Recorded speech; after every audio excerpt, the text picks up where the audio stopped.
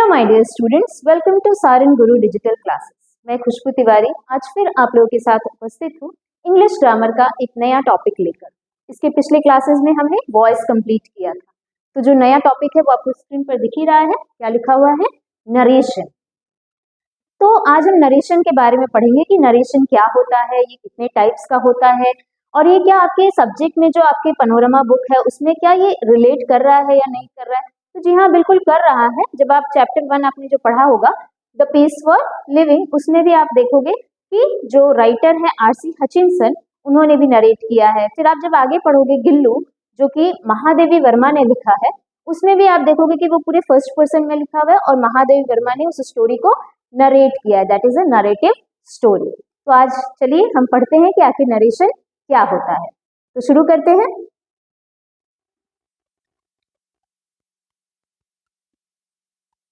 तो यहाँ कुछ पिक्चर्स आपको दिख रहे हैं, कुछ लोगों के बीच में कॉन्वर्सेशन हो रही है।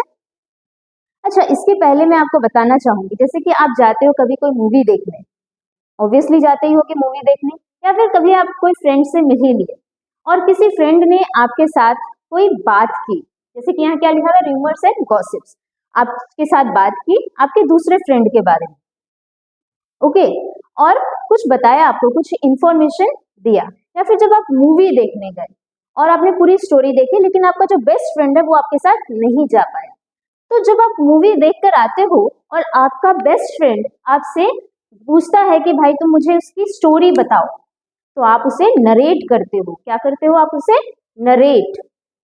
कैसे नरेट करते हो? आप उसको दो तरीके से नरेट कर सकते हो, या तो जैसा कि मूवी में आपने जो स्टोरी, जैसे कि जिस भी हीरो हीरोइन ने जो वर्ड्स बोले सेम टू सेम वैसा बोलकर, या फिर उसे अपने शब्दों में बोलकर, ठीक है। तो उसी तरह से जो नरेशन है, आपने उसको नरेट किया, उस स्टोरी को नरेट किया, तो वो एक बार डायरेक्ट वे में हो गया, जैसा का जैसा, जैसे आपने मूवी में देखा वैसे आकर बता दिया, तो वो डायरेक्ट हो गया। और जो जब उसको आपने अपने शब्दों में कन्वर्ट कर कर बताया, तो वो क्या हो गया? इनडायरेक्ट हो गया। तो आज हम उसी के बारे में पढ़ रहे हैं। नरेशन दो तरह का होता है, डायरेक्ट और इनडायरेक्ट स्पीच, ठीक है। तो आप यहाँ देख रहे हो दो लोग आपस में क्या कर रहे हैं? गॉसिपिंग कर रहे हैं, बात कर रहे हैं। यहाँ पे भी ये बात कर रहे हैं, ठीक है। तो यहाँ ये वाला पिक्चर हमें क्या दिखा रहा है? आपके मन में जरूर क्वेश्चन आ रहा होगा, व्हाट इज इट? आपके मन में क्वेश्चन आया कि ये क्या है? How do you use it? हम कैसे इसको यूज करेंगे? Reported speech. तो यहाँ पे ये दो फ्रेंड्स मिले, ठीक है। ये दो फ्रेंड्स यहाँ पर मिले, जैसे कि मैंने आपको बताया, जब आप फ्रेंड्स के भी मिलते हो तो आपकी बहुत सारी बातें होती है जो आप करते हो, फिर वो आप अपने तीसरे फ्रेंड को बताने जाते हो। तो जब आप उसको बताते हो अपने तीसरे फ्रेंड को कि आप दो लोग मिलकर क्या आप लोगों ने बात की, तो जब उसको आप अपने शब्दों में बताते हो तो वो होता है नरेशन। आप नरेट कर रहे हो, ठीक है। सो यहाँ दो लोग मिले और उन्होंने आपस में बातचीत की, ठीक है। क्या बातचीत हुई? अब वही वो क्या कर रही है? नरेट कर रही है, ठीक है। क्या बोला उसने? फोन पर वो बात कर रही है और उसने बोला क्या? Yesterday I saw my friend Pamela. कल मैं किससे मिली थी? किसको देखा था मैंने? पामेला को देखा था। तो अब वो बता रही है कि उसने मुझे क्या बताया। क्या बताया उसने मुझे? She told me that she got a promotion. Pamela ने उसको क्या बताया कि उसको क्या मिला है? प्रमोशन मिला है। चलिए आगे और कुछ ऑब्जर्व किया जाए कि आखिर क्या और होता है।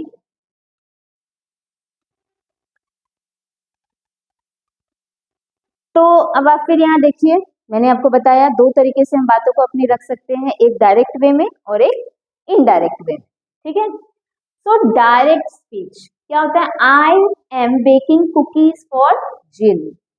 बोल रही है ये कि मैं क्या कर रही हूँ? मैं बेक कर रही हूँ। बेक कर रही हूँ? कुकीज बेक कर रही हूँ जिन के। अब आप यहाँ देखोगे, यहाँ क्या लिखा हुआ है? इनडायरेक्ट वे में किसी ने उसको बताया, सपोज उसकी मदर समझ लो, उसकी मदर ने जिन को बताया। क्या बताया? Grandma said she is baking cookies for you, ठीक है। एक डायरेक्ट वे में डायरेक्टली उसने अपनी बात को रखा, ग्रैंडमा ने अपनी बात को डायरेक्टली रखा और बोला I am baking cookies for Jin. इसी बात को क्योंकि उसने ओवर फोन बताया उसकी मदर को, तो अब वो मदर उसको बता रही है उस बात को, ठीक है। ये बात, ये कॉन्वर्सेशन आगे जा रहा है जिन के पास। क्या जा रहा है जिन को? जिन बहुत खुश हो रहा है भाई। क्या हो रहा है उसने? क्या बताया उसने? ग्रैंडमा क्या कर रही है? Grandma said she is baking cookies for you. ठीक है, तो आप देखोगे कि किस तरह का यहाँ पे चेंजेस दिखा आपको। इसको ही आपको ऑब्जर्व करना है जिससे आप अच्छी तरह से इसको समझ पाओगे। ठीक है, तो यहाँ पे आपने देखा ग्रैंडमा ने बताया, तो यहाँ हमने सब्जेक्ट एज अ सब्जेक्ट क्या ले लिया? ग्रैंडमा को ले लिया। वो बोल रही है तो सेड हो गया। एंड शी, अब यहाँ इसने बोला आई, इसने क्या बोला? आई। और ये यहाँ जब कॉन्वर्सेशन में चेंज हुआ, जब वो बता रही है उसकी मदर, तो क्या हो गया? She is baking cookies for you. ठीक है, उन्होंने जिन का नाम लिया और जिनको यहाँ आकर इनडायरेक्ट वे में वो क्या चला गया? यू चला गया। ऐसे ही जब आप स्टोरीज या मूवीज देखकर आते हो, जब आप स्टोरीज पढ़ते हो और जब आप बताते हो अपने फ्रेंड को, तो जो चीज आपने पढ़ा कि राइटर ने बोला कि मैं ऐसे करता था, तो आप जब अपने फ्रेंड को बताओगे तो बताओगे कि राइटर ने ऐसा कहा था कि वो ऐसा करते थे। ठीक है, तो वही क्या हो गया? नरेशन हो गया, जो कि दो तरह का होता है। एक डायरेक्ट जब हम बात करते हैं, और दूसरा जब हम अपने बातों को दूसरे के सामने रखते हैं। ठीक है,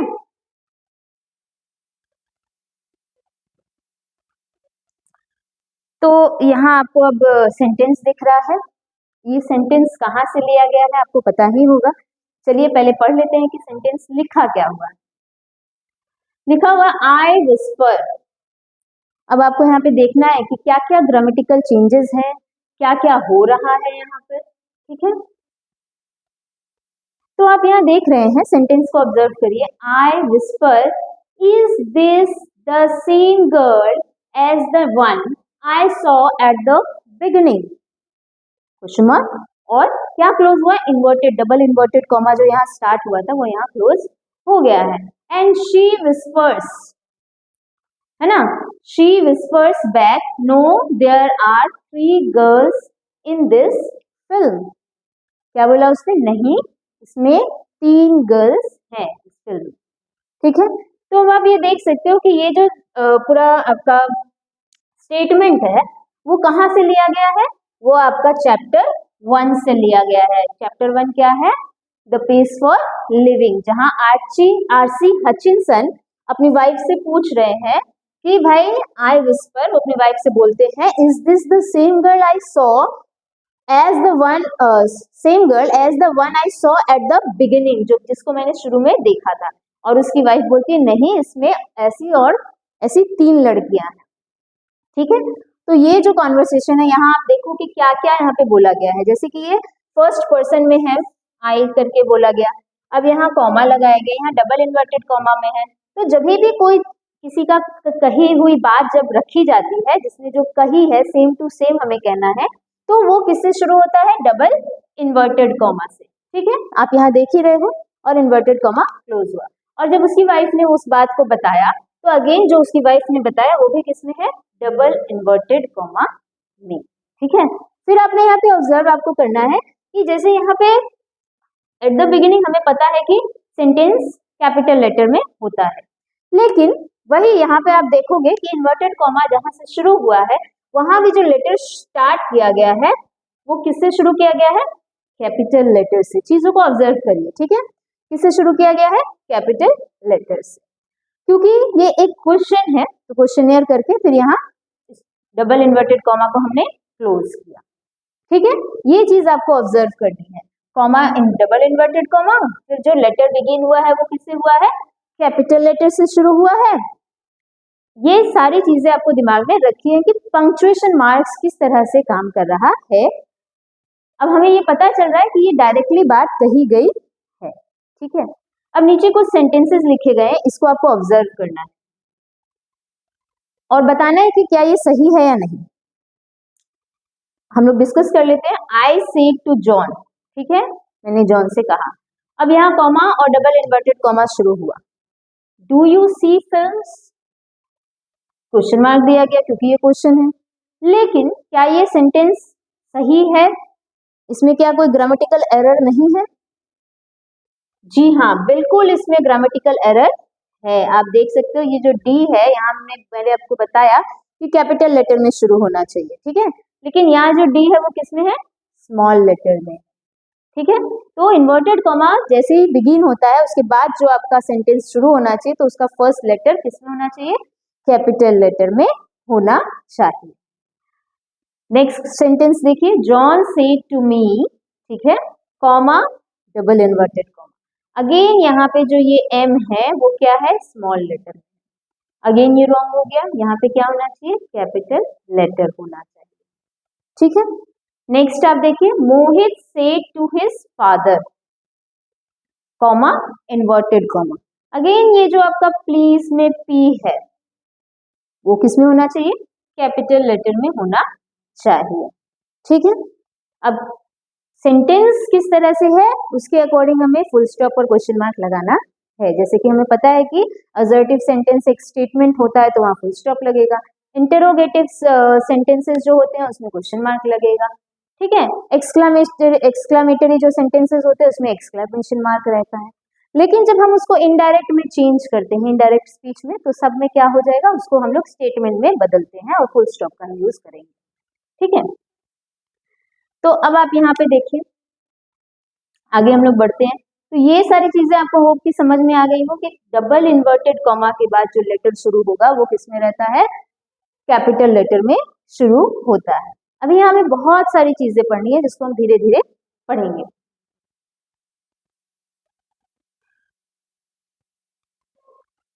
तो डायरेक्ट स्पीच क्या होता है और इनडायरेक्ट स्पीच क्या होता है, ठीक है। हमने स्टार्टिंग में पढ़ा, स्टार्टिंग वाले स्लाइड्स में हमने पढ़ा था जो आपने दो ग्रैंडमा का कॉन्वर्सेशन उसकी मदर के साथ जो था जीन को लेकर, उसको आपने पढ़ा कि कैसे वो डायरेक्ट से इनडायरेक्ट में बदला था। तो आखिर होता क्या है डायरेक्ट स्पीच और indirect speech.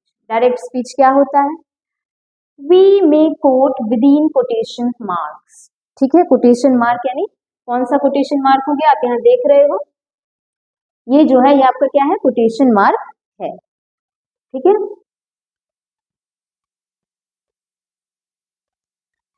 This is the quotation mark.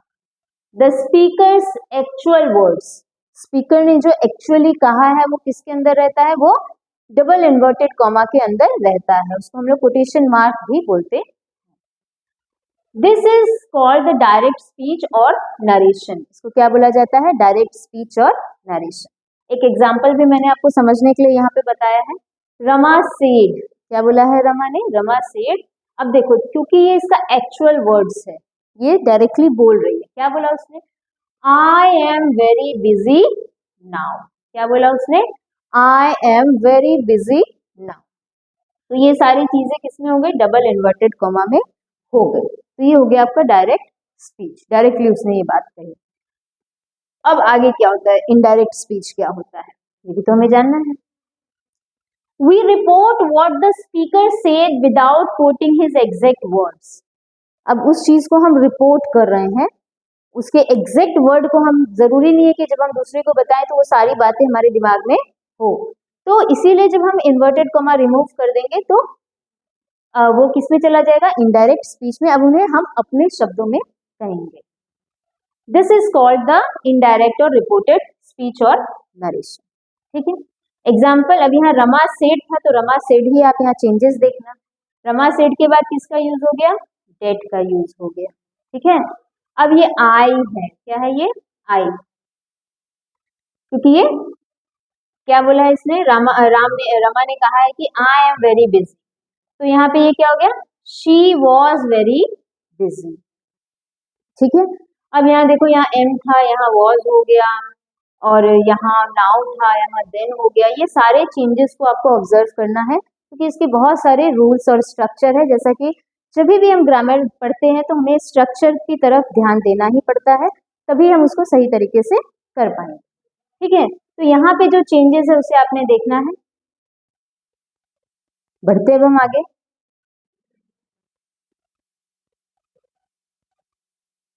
तो ये आपको और अच्छी तरह से क्लियर करेगा।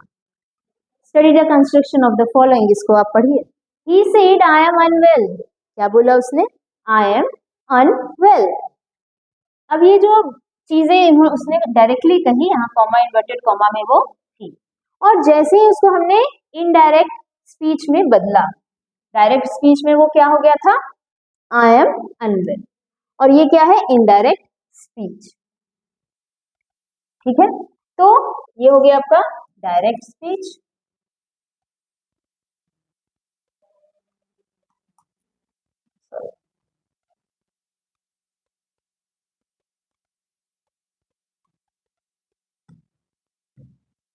ये है आपका डायरेक्ट स्पीच।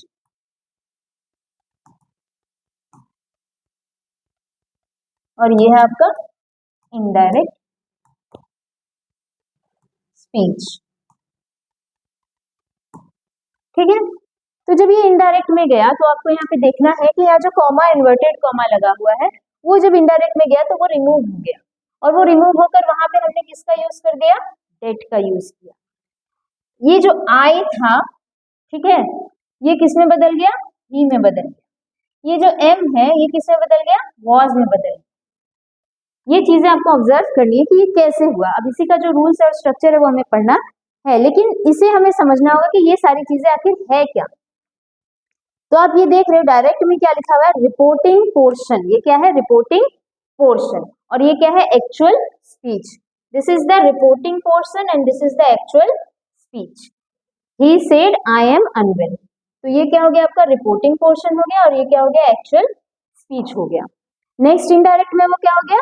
रिपोर्टिंग पोर्शन अब हो गया, ही सेड जो था वो ही सेड ही है, लेकिन यहाँ बदलकर यहाँ पे कंजंक्शन जॉइंड बाय किससे? यहाँ पे कॉमा से ज्वाइन किया गया था, और यहाँ पे किससे ज्वाइन किया गया?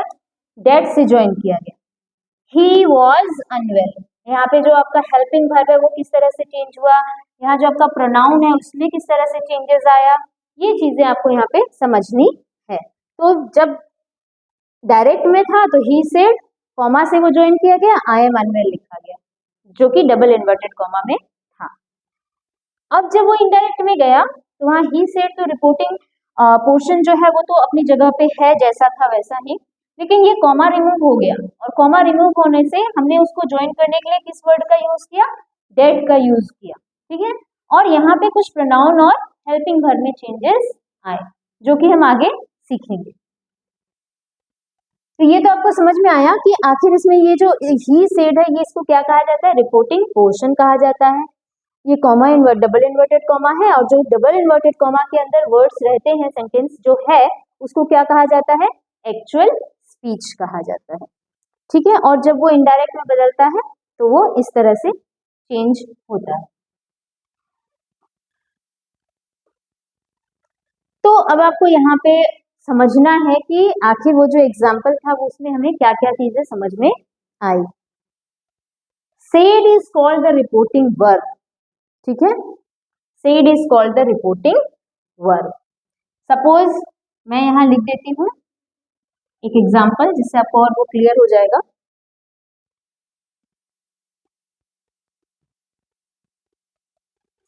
राम सेड। ठीक है, तो ये जो सेड है ये क्या हो गया? रिपोर्टिंग वर्ब हो गया।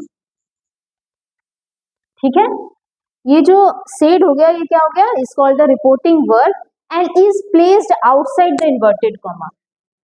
इसके इस जगह पे हमने कोई इन्वर्टेड कॉमा नहीं लगा, इसके बाद इन्वर्टेड कॉमा शुरू होता है डायरेक्ट स्पीच। ठीक है, the exact words of the speaker are marked off by the inverted commas and are called direct speech.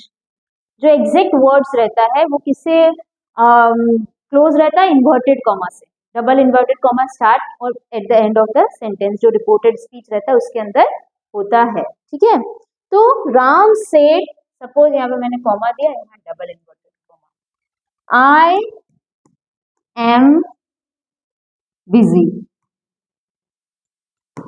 ठीक है, अब आप यहाँ देखिए, ये जो है ये डबल इन्वर्टेड कॉमा के बाहर है, जो रिपोर्टिंग वर्ब है, ये जो सेड है ये हो गया आपका रिपोर्टिंग वर्ब, ये किसके बाहर है? डबल इन्वर्टेड कॉमा के बाहर है, और जो इन्वर्टेड कॉमा के अंदर है उसको कहा गया डायरेक्ट स्पीच, रिपोर्टेड स्पीच भी इसको बोला जाता है।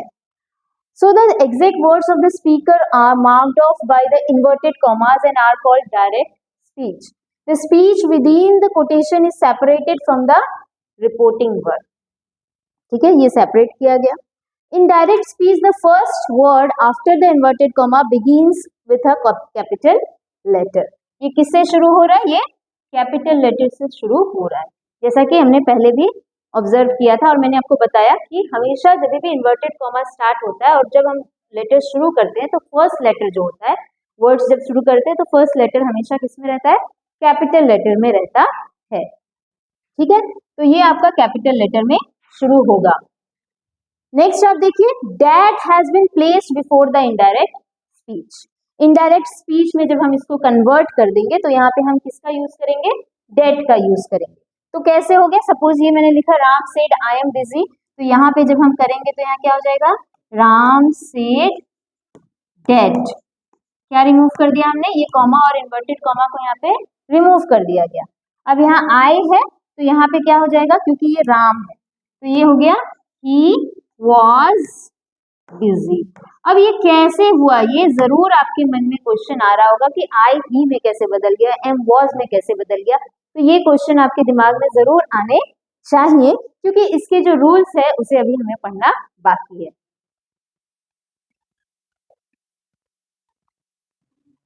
तो ये चीजें आपको वापस अपने दिमाग में रखनी है कि कैसे चेंजेस हुआ है। So while changing direct speech into reported speech, जब हम उसको reported speech में बदलते हैं तो following points should be kept in mind। आप चाहें तो इसका एक स्क्रीनशॉट भी ले सकते हैं जिससे आपको ये आगे पढ़ने में आसान होगा। ओके, आपने ले लिया होगा स्क्रीनशॉट। तो क्या शुरू से क्या बोल रहा है भाई, क्या क्या चीजें हमें अपने दिमाग में रखनी होंगी, क्योंकि बहुत सारे एग्जाम्पल्स हमने पढ़े और उसमें किस तरह से चेंजेस आए वो भी हमें जानना चाहिए। तो inverted commas and commas should be remove. क्या चेंज होना चाहिए? इन्वर्टेड कॉमा और जो कॉमा है वो क्या करते हैं? हम रिमूव कर देते हैं। और रिमूव करने के बाद हमने उसको क्या यूज किया? जब हमने उसको इनडायरेक्ट में बदला था तो डेट का यूज किया था। अ कंजंक्शन इफ नीडेड, अगर जरूरत है, क्योंकि टाइप ऑफ सेंटेंसेस के अकॉर्डिंग हम कंजंक्शन का यूज करते हैं। ठीक है, तो a conjunction if needed is used after the reporting verb. मैंने आपको बताया कि रिपोर्टिंग वर्ब आखिर होता कौन सा है,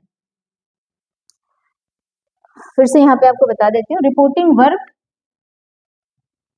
इसको हम रिपोर्टिंग वर्ब कहेंगे। जैसे अगर हमने यहाँ पे राम सेड लिखा तो ये जो सेड हो गया ये क्या हो गया? ये आपका हो गया रिपोर्टिंग वर्ब। ठीक है, सो क्या बोल रहा है? Conjunction if needed is used after the reporting verb. तो इस सेड के बाद जब हम इसको इनडायरेक्ट में बदलते हैं तो यहाँ पे क्या ऐड किया? डेट का यूज हुआ, डेट इज द कंजंक्शन। ठीक है, the tense of speech is changed. Tense of speech change होगा। तो टेंस हमें पता कैसे चलेगा? जैसे मैंने आपको बोला Ram said I am busy, इसको मैंने बदला ही वॉज, तो ये क्या हो गया? ये आपका टेंस हुआ ना, उसमें एम था और जब वो बदला तो किसमें बदला? वॉज में बदला। तो वो कैसे बदलेगा? The tense of speech is changed according to the tense of the reporting verb. अब ये रिपोर्टिंग वर्ब के अकॉर्डिंग ही हम इस टेंस ऑफ वर्ब को चेंज करेंगे। अगर सपोज ये जो सेड है ये सेज होता, ये क्या होता? सेज होता, तो हमें पता चल रहा है कि ये सिंपल प्रेजेंट टेंस में है। तो जब ये सिंपल प्रेजेंट टेंस में होता तो यहाँ जो टेंस होता रिपोर्टेड स्पीच का वो बदलता नहीं। यही आपको ये सेंटेंस बताने की कोशिश कर रहा है कि रिपोर्टिंग वर्ब का जो टेंस होगा उसी से हम समझेंगे कि वो बदल रहा है, रिपोर्टेड स्पीच का जो वर्ब है वो बदल रहा है या नहीं। ठीक है, तो अब यहाँ पर क्या चेंजेस होंगे? देखिए, the tense of speech is changed according to the tense of the reporting verb. If the reporting verb is in present और फ्यूचर टेंस, जैसे कि मैंने आपको बोला अगर सेज हो जाए, ठीक है, या फिर फ्यूचर बोल रहा है तो विल से हो जाए। क्या हो जाए? Will say. तो अब आप यहाँ देख सकते हो कि टेंस कैसे हमें रिपोर्टिंग वर्ब का टेंस पे ज्यादा फोकस करना है, तभी हम उधर जो रिपोर्टेड स्पीच है उसको हम समझेंगे कि वो कैसे चेंज होगा। तो जैसे यहाँ जब सेड है ये किसमें है? पास्ट टेंस में है, V2 फॉर्म में है, V3 पास्ट पार्टिसिपल फॉर्म में है, तो ये किसमें है? ये पास्ट टेंस है। तब हमें रिपोर्टेड स्पीच का जो टेंस है उसको चेंज करना होगा। लेकिन वही अगर ये विल से में हो जाए या सेज हो जाए तो क्या होगा? तब हम उसमें चेंजेस नहीं लाएंगे। ठीक है, तो क्या बता रहे हैं? The tense of speech is changed according to the tense of the reporting verb.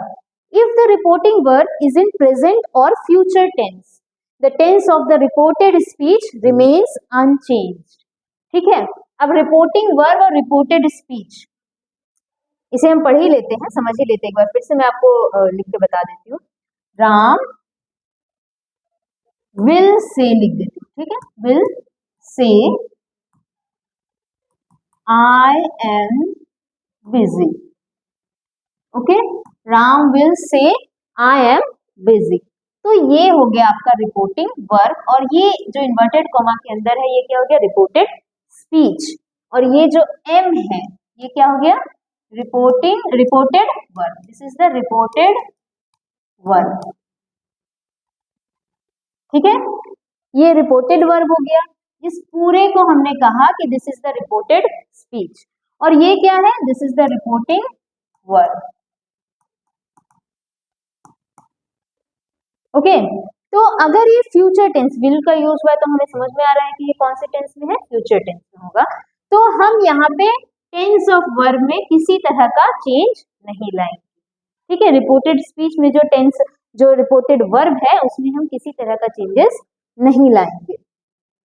If the reporting verb is in past tense, अगर रिपोर्टिंग वर्ब किसमें है, पास्ट टेंस में है। जैसे अगर मैंने यहाँ पे आपको बोला राम सेड, क्या बोला, राम सेड। ठीक है, तो जब राम सेड बोला तो ये क्या हो गया, पास्ट टेंस में चला गया। रिपोर्टिंग वर्ब किस में चला गया, पास्ट टेंस में चला गया। तो is in past tense of the reported speech changes into the corresponding past tense. Corresponding past tense, अब यहाँ आई एम बिजी लिखा हुआ है तो यहाँ पे हम कंजंक्शन का यूज किया हमने, डेट का। आई का क्या हो जाएगा, ही, क्योंकि ये अपने आप को डिनोट कर रहा है, तो ये क्या हो गया, ही। और कॉरेस्पॉन्डिंग पास्ट टेंस, तो एम का क्या हो जाएगा, corresponding past tense, was busy. Okay, आपको ये धीरे धीरे समझ में आ रहा होगा। ठीक, तो remains unchanged if the reporting verb is in past tense of the reported speech changes into a corresponding past। तो आपने देखा कैसे चेंजेस हुआ। पर्सनल प्रोनाउन, ये जो पर्सनल प्रोनाउन ये कैसे हुआ। So personal pronouns I, you, he, ऐसे ही वी, जितने भी होते हैं उन सब, यू, इन सबको जब हम चेंज करते हैं पॉजिटिव्स में, माई, आई का क्या, माई, योर्स, हिज, इसमें कर चला जाता है, हिम, इसमें कन्वर्ट हो जाता है। And words denoting time and nearness of the position are changed, और जो टाइम को बताता है। सपोज अगर मैंने यहाँ पे नाउन लिख दिया, आई एम बिजी नाउ, ठीक है, तो जब यहाँ नाउन लिखा रहता तो ये किसमें बदल जाता, देन में। The things which are near to you go far away from you. तो इसके बहुत सारे रूल्स है जिसे हमें पढ़ना है। ठीक है, आगे बढ़ते हैं। तो जो चीज मैंने आपको उस जितना भी रूल्स लिखा था उसमें मैंने एज अ एग्जांपल्स आपको बताया, तो वैसे ही यहाँ पे वापस से आपको बताने की कोशिश की है कि वो क्या चीज है, यहाँ आपको और अच्छी तरह से क्लियर हो जाएगा। तो क्या बोल रहा है, रमा सेज, क्या बोला, रमा सेज, क्या बोला रमा ने, तो वो देखो कॉमा, इन्वर्टेड कॉमा में चला गया। The teacher will check the notebooks tomorrow. ठीक है, तो हमें यहाँ पे क्या पता चल रहा है, ये जो रिपोर्टिंग वर्ब है वो कौन से टेंस में है, इज इन प्रेजेंट टेंस।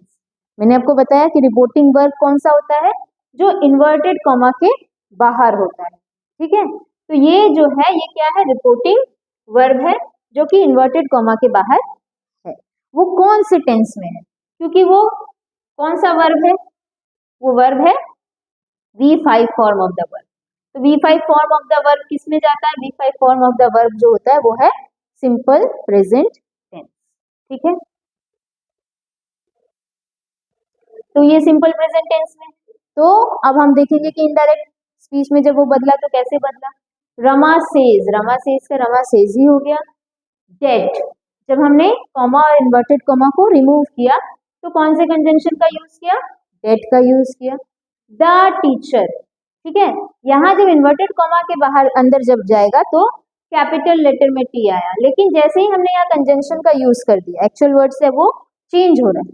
ठीक है, तो यहाँ पे क्या हो गया, ये स्मॉल लेटर में आ गया। चेंजेस आपको ऑब्जर्व करना है। The teacher will check the notebooks tomorrow. ठीक है, तो यहाँ पे आप देख सकते हो tense of speech remains the same. यहाँ जो टेंस ऑफ स्पीच है, ये रिपोर्टेड स्पीच का जो टेंस है ये सेम ही रहा, इसमें किसी तरह का कोई बदलाव नहीं आया, ठीक है। लेकिन अगर यही इसी को अगर मैं लिख देती, क्या लिख देती, रमा सेड, क्या लिख देती, Rama said, comma inverted comma, the same statement, the teacher will check the notebooks, ठीक है। अगर मैंने इसको, ये जो रिपोर्टिंग वर्ब है, इसको किस में लिख दिया, पास्ट टेंस में लिख दिया, तो ये रिपोर्टेड स्पीच का जो टेंस है, ठीक है, रिपोर्टेड स्पीच का जो टेंस है वो क्या हो जाएगा, चेंज हो जाएगा, ठीक है। क्यों होगा, क्योंकि ये जो रिपोर्टिंग वर्ब है ये कौन से टेंस में है, पास्ट टेंस में है, इसको हमें हमेशा ध्यान में रखना है। तो ये कैसे हो जाएगा, रमा सेड दैट, ठीक है, द टीचर विल चेक की जगह क्या कर देंगे, वुड, विल का किस में चेंज हो जाएगा, वुड में चेंज होगा, वुड चेक द नोटबुक्स, ठीक है। होप कि आपको समझ में आ रहा होगा। धीरे धीरे हम स्ट्रक्चर की तरफ बढ़ ही रहे हैं, क्या क्या रूल्स है, किस तरह से चेंजेस होगा उसकी तरफ हम बढ़ रहे हैं। तो यहाँ कुछ पॉइंट्स है जिसको आपको समझना है, ठीक है। जब ये सिंपल प्रेजेंट या फ्यूचर, सिंपल फ्यूचर में रहेगा तो उसके रिपोर्टेड स्पीच के टेंस में किसी तरह का चेंजेस नहीं आया। इसमें जब ये है रिपोर्टिंग वर्ब जो है वो किसमें है, प्रेजेंट टेंस में है या फ्यूचर टेंस में भी होगा, तो रिपोर्टेड स्पीच का जो टेंस है वो एज इट इज ही रहेगा, उसमें किसी तरह का चेंजेस नहीं आएगा। लेकिन जब पास्ट में जाएगा तो चेंजेस आएगा। कुछ एक्सेप्शंस हर जगह होते हैं, तो यहाँ पे एक रूल है जिसको आपको दिमाग में रखना है, वो क्या है, if the reporting verb is in present और future tense then the tense remains the same as in the direct speech, जो कि मैंने आपको समझाया, जैसे कि सीमा सेड, ठीक है। और यहाँ पे एक और एग्जाम्पल जो मैंने, एक तो ये आपने समझा, और ये एग्जाम्पल के थ्रू मैं आपको बताना चाहती हूँ कि अगर कोई यूनिवर्सल ट्रूथ होगा, क्या होगा, यूनिवर्सल ट्रूथ, ठीक है, तो उसमें भी जो आपका स्टेटमेंट है वो बदलेगा नहीं। क्यों नहीं बदलेगा, क्योंकि वो ट्रूथ है, उसको हम बदल सकते नहीं है। तो क्या बोला सीमा ने इस स्टेटमेंट के थ्रू, आप समझोगे, the sun rises in the east. अब हम उनको वेस्ट से तो नहीं राइज कर सकते हैं, ईस्ट से ही रहेंगे, तो उस स्टेटमेंट को हम नहीं बदलेंगे। कोई भी जो भी स्टेटमेंट अगर यूनिवर्सल ट्रूथ को डिनोट कर रहा है तो उसमें किसी तरह का कोई भी चेंजेस नहीं आएगा, एक्सेप्ट हम बस कॉमा और इन्वर्टेड कॉमा को क्या करेंगे, रिमूव करने के लिए किस कंजंक्शन का यूज करेंगे, डेट का यूज करेंगे, the sun rises in the east, ठीक है। तो यहाँ एक और स्टेटमेंट है, इसको आप देख लीजिए, ईशा सेड टू रीना। अब यहाँ आपको नया चीज दिख रहा होगा, ये क्या है, सॉरी,